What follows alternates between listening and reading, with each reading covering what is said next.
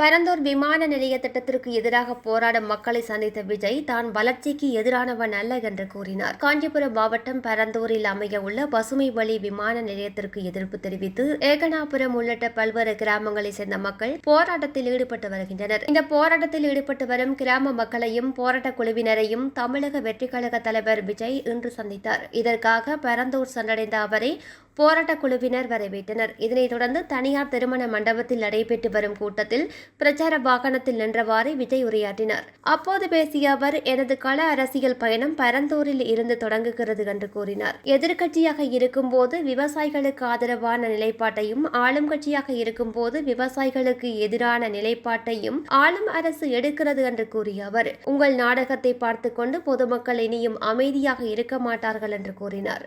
தொடர்ந்து பேசிய விஜய், தான் வளர்ச்சிக்கு எதிரானவன் அல்ல என்றும், விமான நிலையம் வரக்கூடாது என்று கூறவில்லை என்றும், ஆனால் அந்த இடத்தில் வரக்கூடாது என கூறுகிறேன் என கூறினார். வளர்ச்சி முக்கியம்தான், ஆனால் வளர்ச்சி என்ற பெயரில் மக்களை அழிக்காதீர்கள்.